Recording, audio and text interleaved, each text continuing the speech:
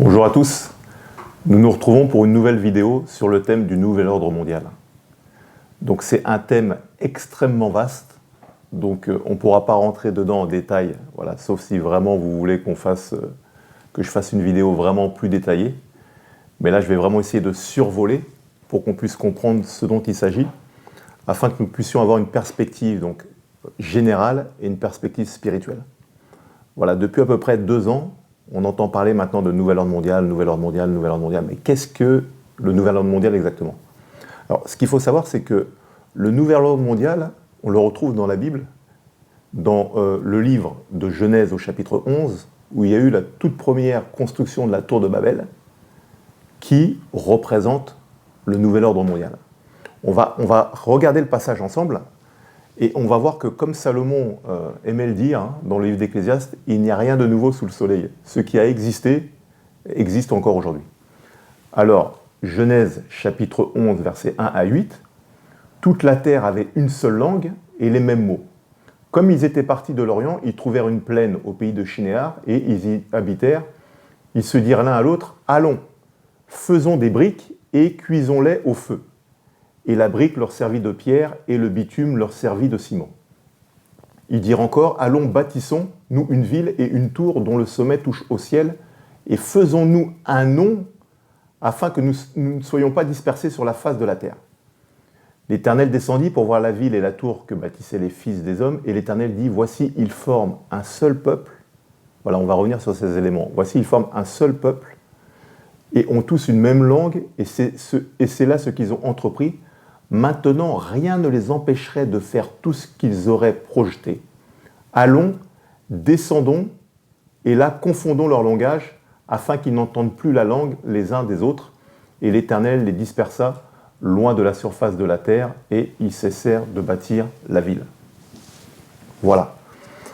Donc en fait, dans ce passage de Genèse 11, on voit donc des hommes conduits par un homme qui s'appelle Nimrod, et ils décident en fait de se réunir, de construire une ville, et dans cette ville de construire une tour, qui s'appelle la tour de Babel.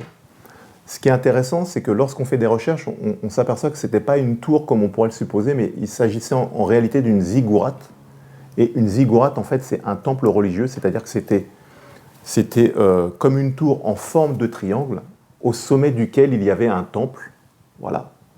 Et les prêtres qui étaient en haut de ce temple communiquaient avec les entités spirituelles qui venaient à leur rencontre, et ce genre de monument, ziggourate, était un pont entre la terre et le ciel, un pont entre le monde naturel et le monde spirituel. Donc on comprend en fait que la construction de cette tour était une véritable provocation aux yeux de Dieu.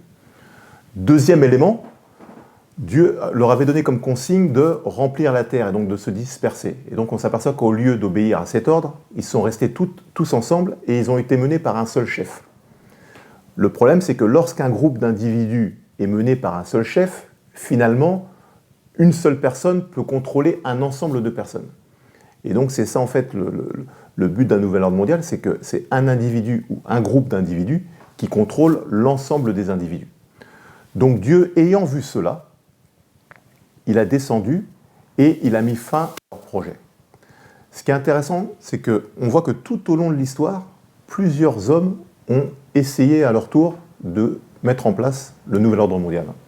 Donc on le voit avec Alexandre le Grand, voilà, qui avait un territoire immense qu'il a réussi à conquérir. On le voit également avec Nebuchadnezzar, donc ça on le voit dans la Bible. Nebuchadnezzar qui avait un territoire également immense. On le voit avec Jules César, avec l'Empire romain. Il y a aussi, comment il s'appelle, Gengis Khan, et plus récemment dans l'histoire, on le voit également avec Adolf Hitler, dont le but également était de conquérir. Voilà. Il a commencé par l'Allemagne, l'Autriche, la France. Bon, vous connaissez la suite. Mais donc, leur point commun, c'est qu'ils voulaient devenir les rois, les maîtres du monde. Alors, on va donc voir maintenant quelle était la particularité de la tour de Babel. Ce qu'il faut voir, c'est que, 1, ils étaient unis. 2, ils avaient une même vision. Et 3, ils avaient un même langage. Donc, pour pouvoir mener un projet à bien, il fallait que, 1, ils soient unis, 2, ils aient une même vision, et 3, ils aient un même langage. Donc le projet de ces hommes se résume en 3 points. Construire une ville, ériger une tour immense et avoir une renommée sur la Terre. Du coup, on s'aperçoit que la plupart des gens qui ont essayé de mettre en place un nouvel ordre mondial, ils avaient les mêmes motivations. C'est-à-dire que c'était un leader ou un petit groupe d'individus avides de pouvoir et de reconnaissance, point numéro 1, une même vision, un même objectif, quitte à utiliser les autres pour y parvenir, et enfin, un même langage, ce qui veut dire une communication commune. Et donc, on peut le voir, grâce à la crise du Covid, que tous les grands médias ont la même communication. Voilà. Ils disent la même chose, et c'est le fait qu'ils disent la même chose, et en plus dans différents pays, que les gens disent non mais s'ils disent la même chose, c'est que forcément c'est vrai. Voilà. Et donc on voit qu'il suffit de casser la communication, de casser leur langage pour que tout tombe. Donc en fait on s'aperçoit que le langage, la communication, est quasiment la pierre angulaire du nouvel ordre mondial.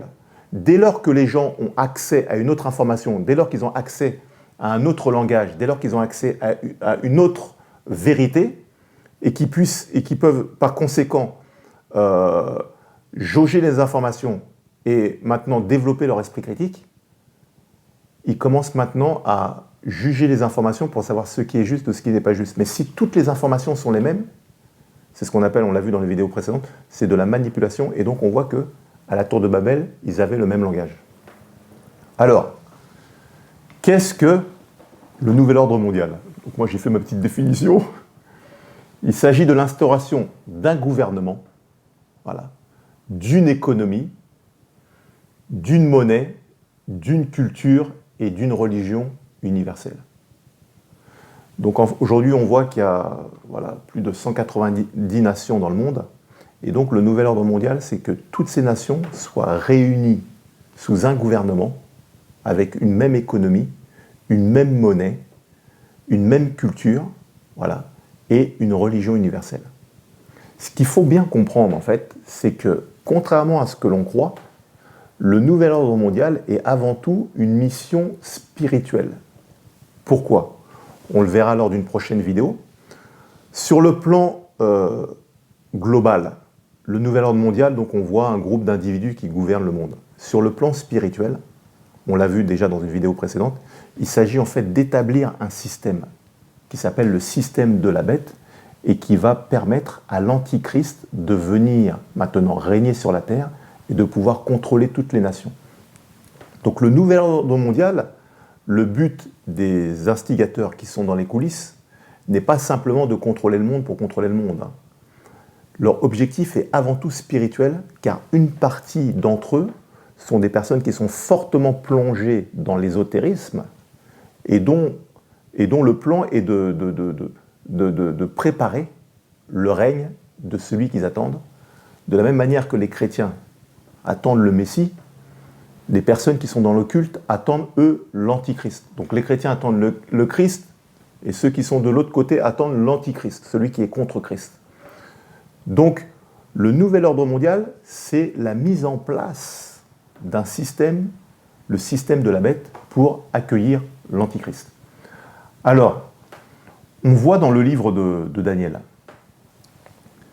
donc le livre de l'Apocalypse, Apocalypse qui vient du grec apocalypsis, voilà, qui veut dire révélation.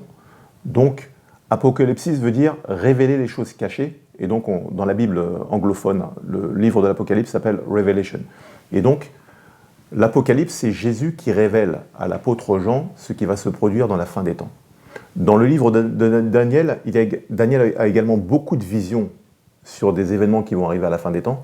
C'est la raison pour laquelle beaucoup d'érudits appellent le livre de Daniel le livre de l'Apocalypse de l'Ancien Testament. Donc il y a beaucoup de passages où il voit des choses qui vont arriver. Daniel voit une bête et l'apôtre Jean voit la même bête.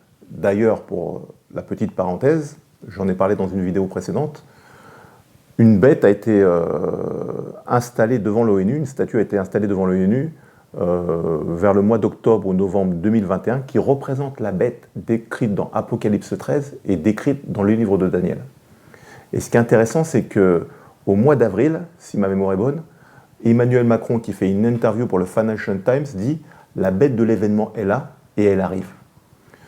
Donc tous ces propos ne sont pas simplement du hasard en fait. C'est la mise en place d'un système pour pouvoir préparer la venue d'un homme qui sera l'Antichrist. Alors, le livre de Daniel nous dit la chose suivante, donc dans le chapitre 7 au verset 23. Voilà, si vous voulez vraiment lire toute la partie pour bien comprendre, donc je vous conseille de lire donc, Daniel du chapitre 7 au verset 10 à 26. Voilà, moi je vais uniquement lire le verset donc 23 qui dit, donc juste avant Daniel décrit 3 animaux qu'il voit, et donc là il décrit le 4e, il dit, il me parle ainsi, le 4e animal, c'est un 4e royaume qui existera sur la terre, différent de tous les royaumes, et qui dévorera toute la terre, la foulera et la brisera. Donc en fait, Daniel décrit 3 royaumes, et il y a un 4e royaume qui, lui, va gouverner toute la terre. C'est-à-dire que là où les 3 autres n'ont pas réussi, il y a un royaume qui va y parvenir. Voilà. Ensuite, Daniel dit, malgré le fait qu'il voit ce 4e royaume qui va gouverner sur toute la terre, il dit donc dans Daniel, voilà, au chapitre 7, versets 2 à 14, « Je regardais pendant mes visions nocturnes, et voici sur les nuées des cieux arriva quelqu'un de semblable à un fils de l'homme. Il s'avança vers l'Ancien des jours, et on le fit approcher de lui. On lui donna la domination, la gloire et le règne, et tous les peuples, les nations et les hommes de toute langue le servirent. Sa domination est une domination éternelle qui ne passera point, et son règne ne sera jamais détruit. » Qu'est-ce que ça veut dire? Ça veut dire qu'ils vont parvenir à établir ce nouvel ordre mondial. Mais à la fin, quelqu'un dont on sait, dont on connaît le nom, il s'agit de Jésus-Christ, qui va venir casser ce nouvel ordre mondial et qui va maintenant, lui, établir son règne. Voilà. Donc on voit qu'en fait, que ce qui est en train de se passer devant nos yeux est avant tout une guerre spirituelle. Le nouvel ordre mondial, c'est une guerre spirituelle. C'est l'établissement d'un royaume spirituel sur la terre, dont le chef sera un chef spirituel, l'Antichrist, un homme placé directement par Lucifer, l'ange déchu, et donc un homme qui sera doté de pouvoirs extraordinaires. Et c'est grâce à ces pouvoirs qu'il va séduire les hommes. Mais la bonne nouvelle, c'est que Jésus-Christ va venir, qui va briser sa puissance, briser son royaume, et que c'est lui qui va maintenant prendre le contrôle et libérer les hommes et sauver les hommes qui auront fait le choix de le suivre. Donc je tiens donc vraiment à terminer cette vidéo avec un message positif, c'est que Jésus reste le maître des circonstances.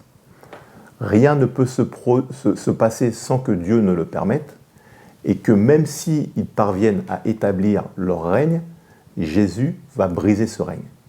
Donc c'est important en fait de comprendre ce qui se passe devant nos yeux pour avoir vraiment le discernement, pour comprendre et avoir la clarté et pour pouvoir se mettre dans le bon camp et pour échapper vraiment à ces heures terribles qui vont arriver sur la terre et concerner beaucoup de personnes. Voilà, donc dans la prochaine vidéo, on va voir maintenant qui est l'Antichrist et on va pouvoir rentrer un peu plus en détail pour comprendre qui est cet homme qui va venir imposer le chaos sur la terre. À bientôt.